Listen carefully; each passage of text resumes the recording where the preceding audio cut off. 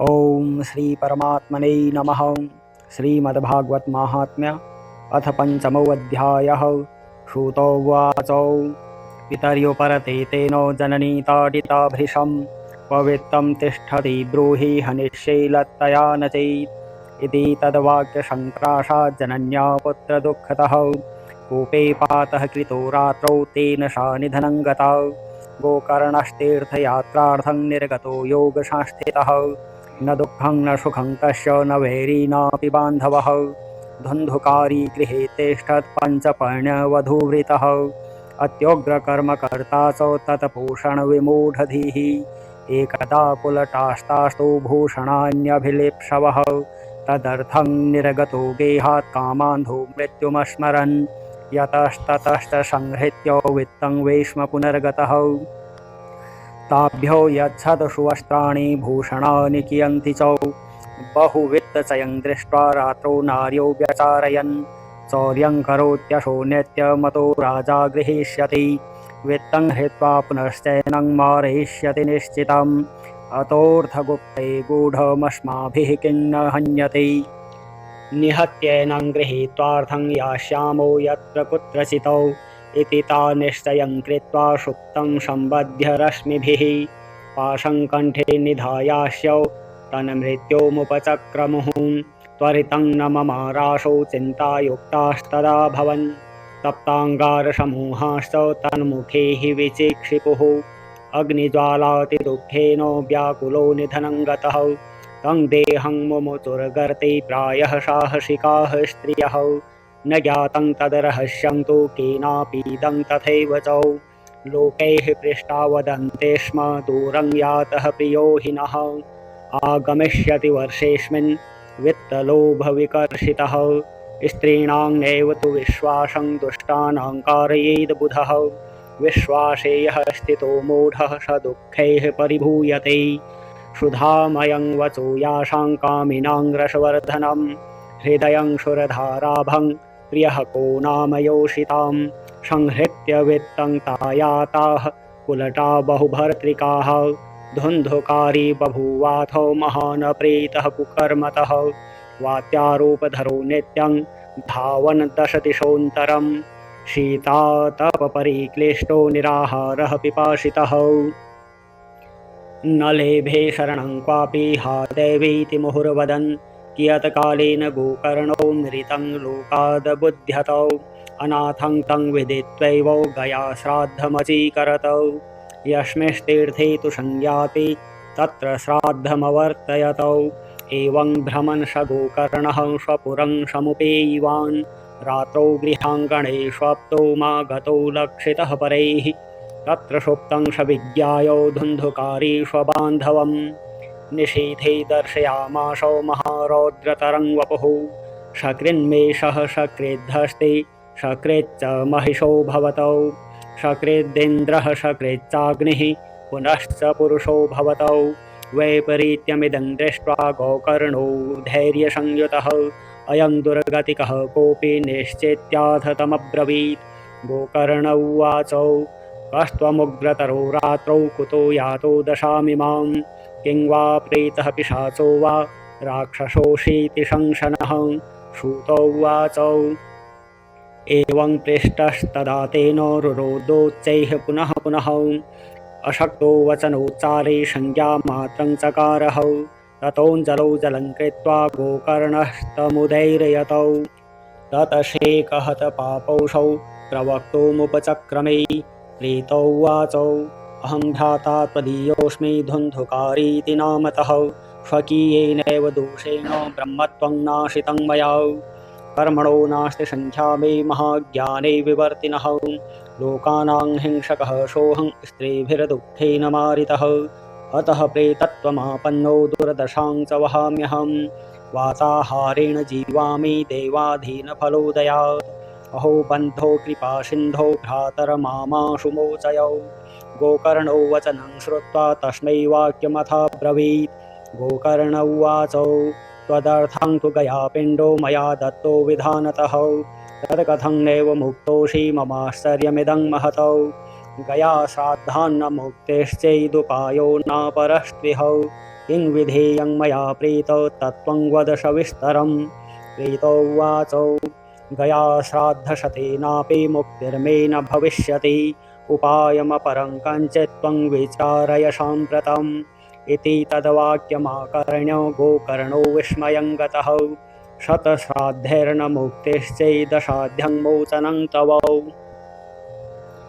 इदानीं तु निजं स्थानमातिष्ठ प्रीतनिर्भयः। त्वन्मुक्तिसाधकं किञ्चिदाचरिष्ये विचार्य च।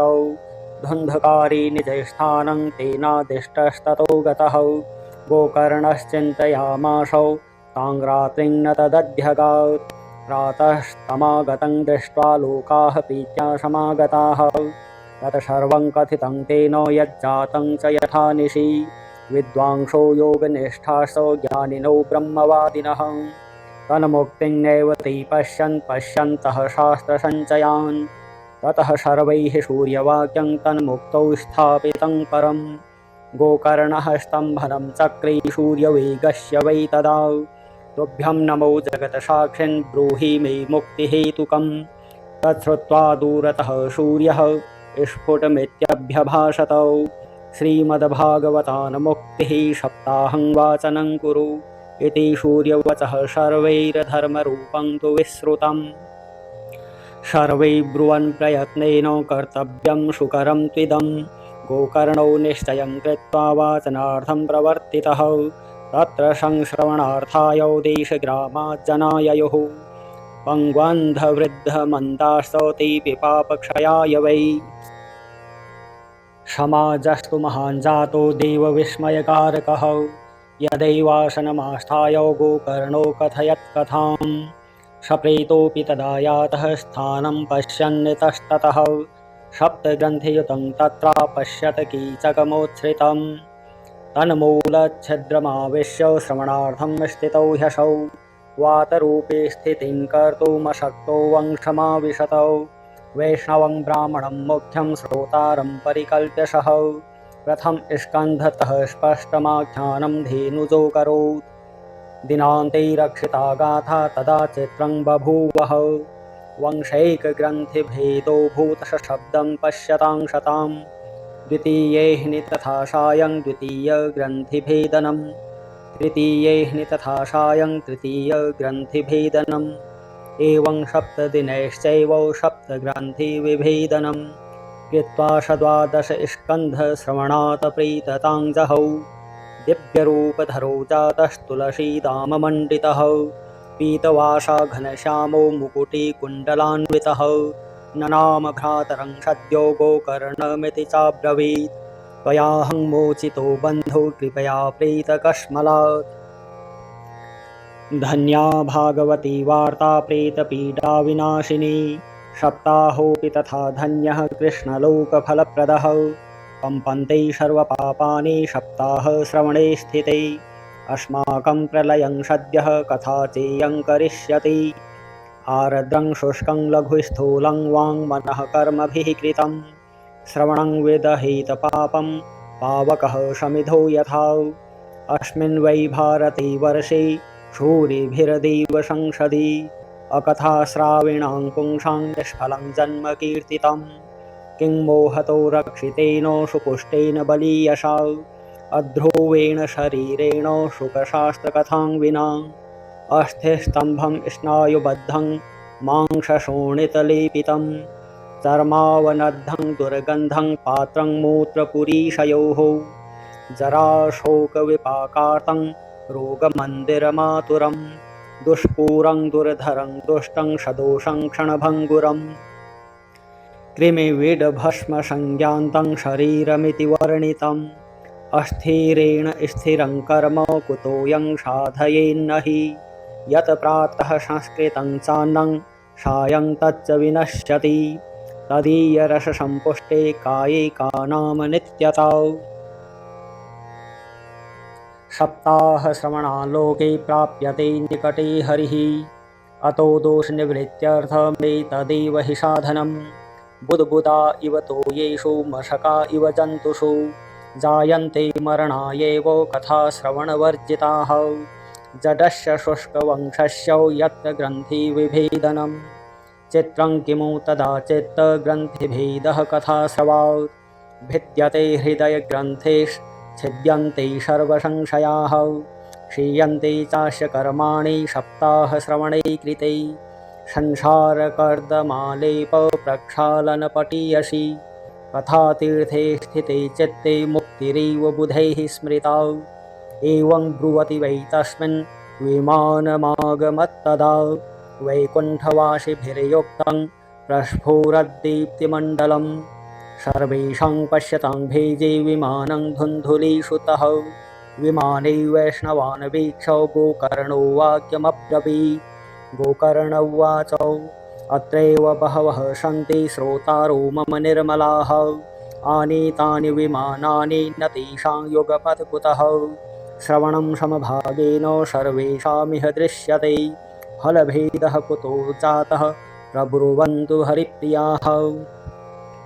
हरिदासाऊचुः श्रवणस्य विभेदेन फलभेदोऽत्र संस्थितः श्रवणं तु कृतं सर्वैर्न तथा मननं कृतं फलभेदस्ततो जातो भजनादपि मानदौ सप्तरात्रमुपोष्यैव प्रीतेन श्रवणं कृतं मननादि तथा तेन स्थिरचित्ते कृतं भृशम् अदृढं च हतं ज्ञानं प्रमादेन हतं श्रुतं संदिग्धो हि हतो मन्त्रो व्यग्रचित्तो हतो जपः अवैष्णवो हतो देशो हतं श्राद्धमपात्रकम् हतं श्रोत्रिये दानमनाचारं हतं कुलं विश्वासो गुरुवाक्येषु स्वस्मिन् दीनत्वभावना मनोदोषजयश्चैव कथायां निश्चला मतिः एवमादिकृतं चेतस्यात् तदा वै श्रवणे फलं पुनः श्रवान्ते सर्वेषां वैकुण्ठे वसतिर्ध्रुवम् गोकर्ण तव गोविन्दो गोलोकं दास्यति स्वयम् एवमुक्त्वा ययुः सर्वे वैकुण्ठं हरिकीर्तनाः श्रावणे मासि गोकर्णः कथामूचे तथा पुनः सप्तरात्रवतिं भूयः श्रवणं तैः कृतं पुनः कथा समाप्तौ यज्जातं श्रूयतां तच्च नारदौ विमाने हर्षः भक्तैः हरिराविर्बभूवः जयशब्दा नमः शब्दास्तत्रासन् बहवस्तदा पाञ्चजन्यध्वनिं चक्रे हर्षात् तत्र स्वयं हरिः गोकर्णं तु समालिङ्ग्य करोत स्वसदृशं हरिः श्रोतृनन्यान् घनश्यामान् पीतकौशेयवाससः किरीटिनः कुण्डलिनस्तथा चक्रे हरिः क्षणात् तद्ग्रामे ये स्थिता जीवा आश्वचाण्डालजातयः विमाने स्थापितास्तेऽपि गोकर्णकृपया तदा प्रेषिता हरिलोके ते यत्र गच्छन्ति योगिनः गोकर्णेन स गोपालो गोलोकं गोपवल्लभं कथाश्रवणतः प्रीतो निर्ययौ भक्तवत्सलः अयोध्यावासिनः पूर्वं यथा रामेण सङ्गताः तथा कृष्णेन ते नीता गोलोकं योगिदुर्लभम् यत्र सूर्यस्य सोमस्य सिद्धानां न गतिः कदा तं लोकं हि गतास्ते तु श्रीमद्भागवतश्रवात् ब्रूमोऽत्र ते किं फलवृन्दमुज्ज्वलं सप्ताहयज्ञेन कथासु सञ्चितं कर्णेन गोकर्णकथाक्षरो यैः पीतश्च ते गर्भगता न भूयः वाताम्बुपर्णाशनदेहशोषणैश् तपोभिरुग्रैश् चिरकालसञ्चितैः योगैश्च संयान्ति नतां गतिं वै सप्ताहगाथाश्रवणेन यान्ति याम् इतिहासमिमं पुण्यं शाण्डिल्योऽपि मुनीश्वरः पठते चित्रकूटस्थो ब्रह्मानन्दपरिप्लुतः आख्यानमेतत् परमं पवित्रं श्रुतं सकृद्वैविदहैघघौघं श्राद्धे प्रयुक्तं पितृतृप्तिमावहै नित्यं सुपाठात् पुनर्भवं च। ॐ जय जय जय श्री पद्मपुराणे उत्तरखण्डे श्रीमद्भागवतमाहात्म्ये गोकर्णमोक्षवर्णनं नाम पञ्चमः। श्रीनारायणार्पणमस्तु।